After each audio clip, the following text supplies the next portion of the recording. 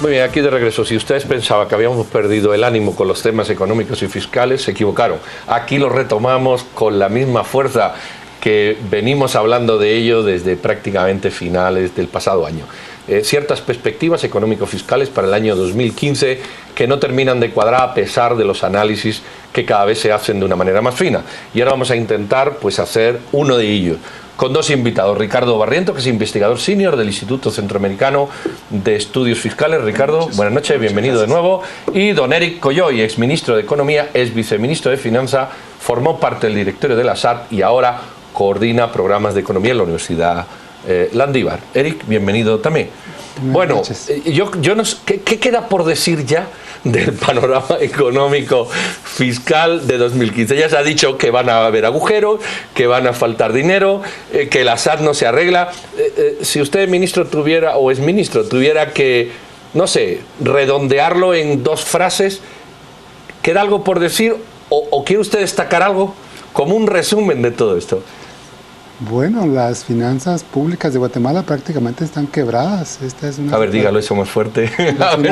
Las finanzas públicas de Guatemala prácticamente están quebradas. Esta situación que estamos enfrentando, donde inicia el año sin recursos, porque el afán es gastarse hasta el último centavo antes de que finalice el año, demuestra una incapacidad total para manejar las finanzas del Estado, y es lo que nos tiene ahora en esta situación donde no hay recursos para el sistema de justicia, a pesar de que el presupuesto está aprobado y todas sus fuentes de financiamiento.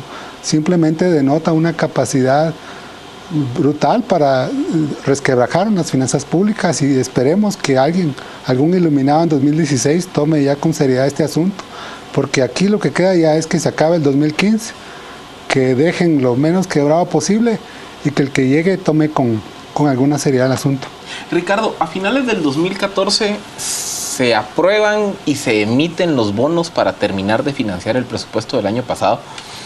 Técnicamente eso debió haber generado un espacio de saldo de caja para operar en enero.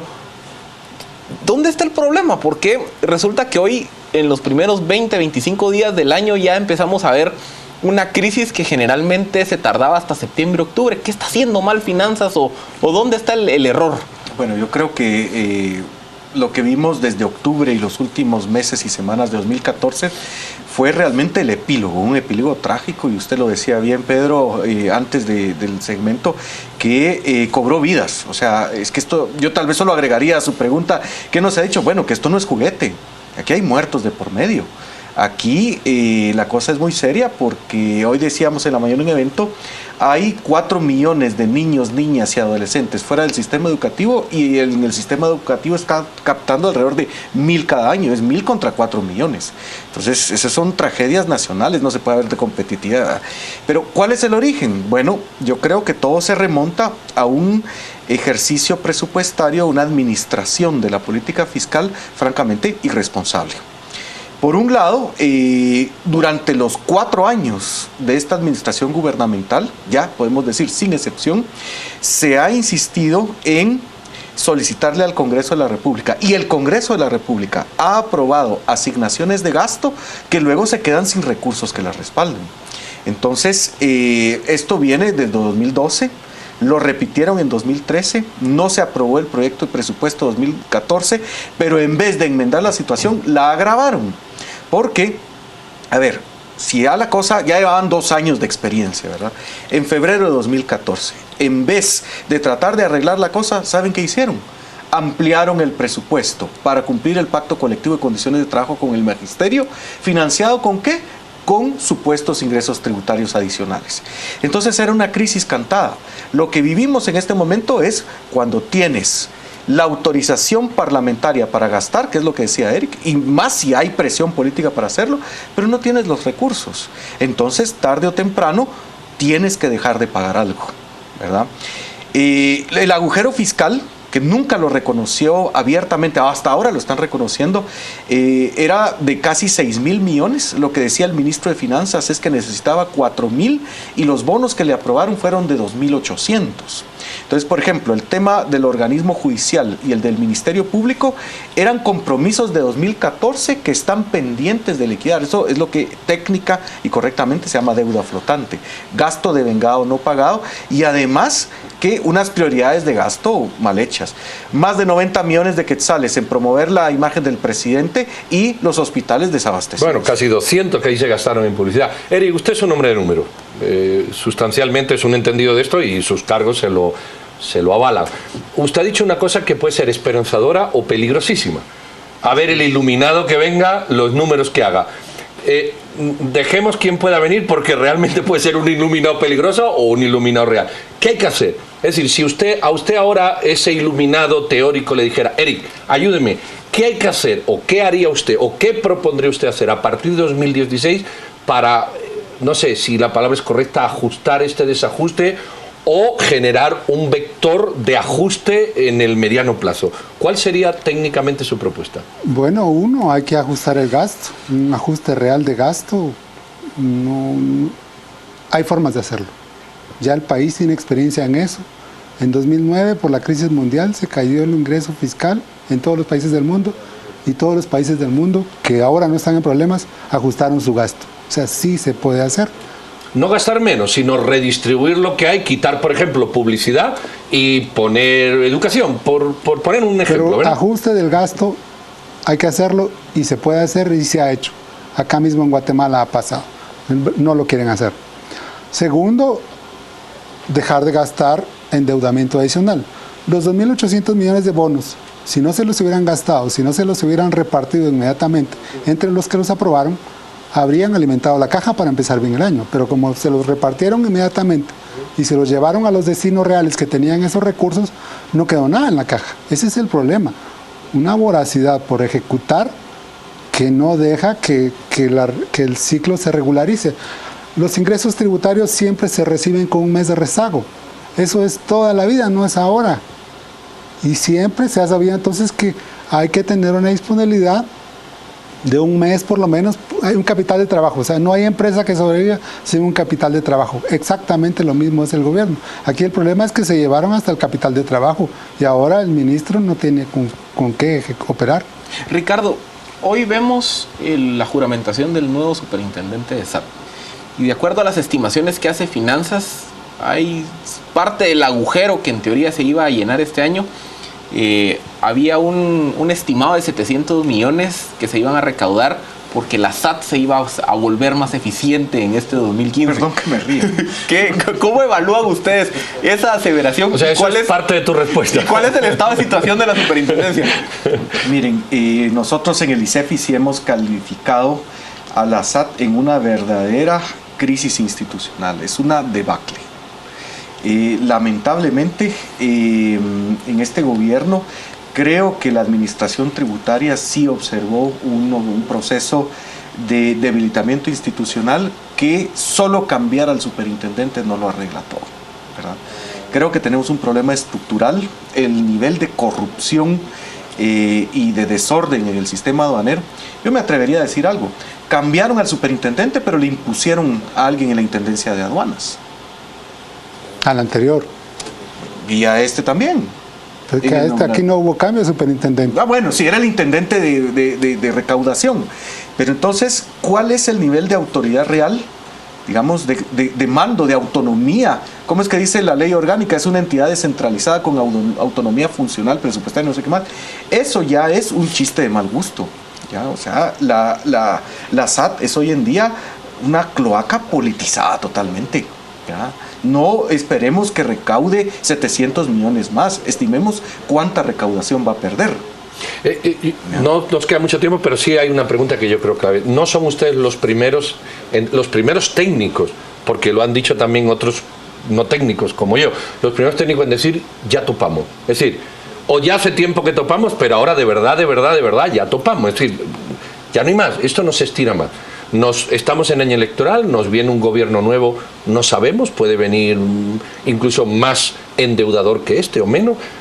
¿Qué hacer realmente? O sea, estamos en crisis y somos un gabinete de crisis. ¿Qué hacer realmente? ¿Qué 3 medidas? ¿Qué 4? ¿Qué hay que hacer realmente? Porque seguir esto colapsamos, ¿no? Es la conclusión que yo saco de ustedes. ¿Qué hacer? ¿Qué, no sé, despedir al Assad, cambiar la Assad? No sé, ¿qué hay que hacer realmente pues para no implosionar más? Yo creo que el punto 1 es el problema del Assad. Y que el problema sea grave no quiere decir que no tenga solución. Hombre, es que eso sí requiere tomarlo en serio. El problema es que se le sigue viendo como un botín político, ¿verdad?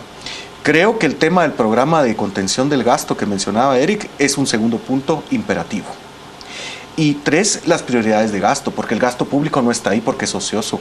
O sea, radiopatrullas sin combustible, hospitales sin medicamentos y alimentos, y un sistema educativo que siguen excluyendo a 4 millones de niñas, niños y adolescentes.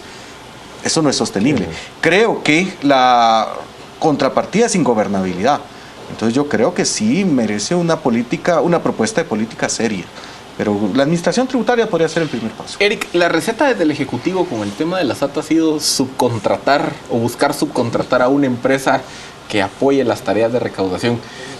¿Es esta una función viable o hay que atender el problema de la institución por otro lado?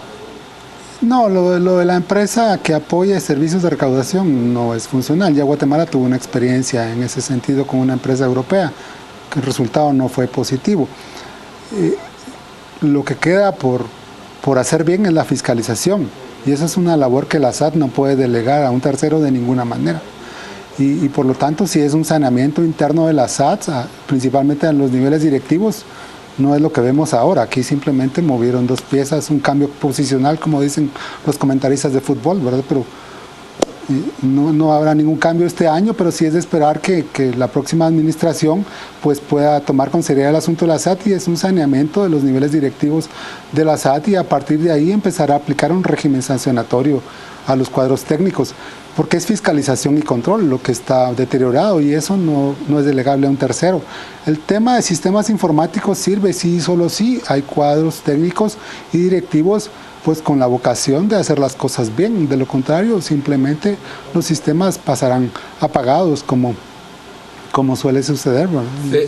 Hay un tema que evitan los políticos, no los técnicos. Por eso a los técnicos se los voy a poner sobre la mesa: la base tributaria.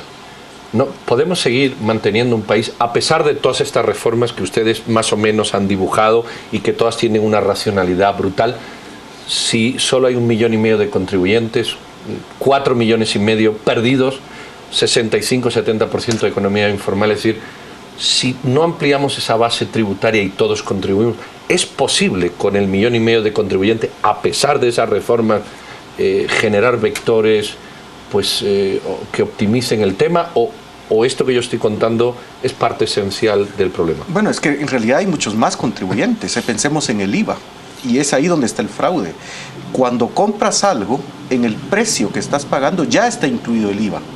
No sabemos si el que te vendió le traslada o no le traslada al fisco, o se lo apropia indebidamente, como se llama el delito. Pero tú ya tributaste. En el precio estás pagando el IVA. O sea que en realidad somos 14 millones de contribuyentes, ¿verdad?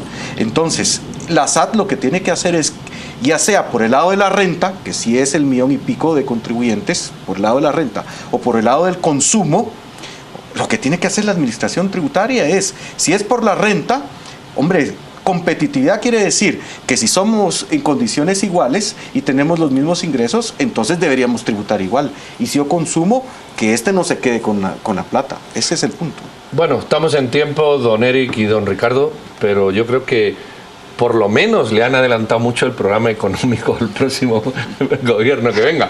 Otra cosa es que le hagan caso a ustedes o a nosotros. Pero sí es verdad que hay una cosa que hemos topado como país, creo yo, en muchas cosas. Ahí está el tema de la seguridad, ahí están a lo mejor los temas de género, de niñez o de adultos, de hambre, de hospitales. Pero yo creo que ya no hay ni de dónde sacar más ni qué hacer más. Y esto llega un momento en que se convierte en cosa más seria de lo que ya era. Bueno, no es por falta de técnicos, no es por falta de personas preparadas. Aquí ven 2 de los muchos que tiene el país. No es por falta de voluntad y de capacidad de racionar, de pensar y de generar razonamientos, sino que volvemos otra vez a lo de siempre, la falta de voluntad política y de los políticos que creen que este país, y usted y yo, y don Eric, y don Ricardo, somos su botín. Muchas gracias por explicarnos tan claramente las cosas. Ustedes las han entendido como yo, y o cambiamos esto, bueno, o a ver qué pasa, don Philip. Más corrupción. Más corrupción. No se vayan, vamos a ir a deportes y sí le damos las gracias a don Philip y un servidor por estar con nosotros. El próximo martes estaremos también repitiendo un tema que hemos tratado hoy y otros, y mañana otros compañeros. Tengan feliz noche, nos vamos a deportes.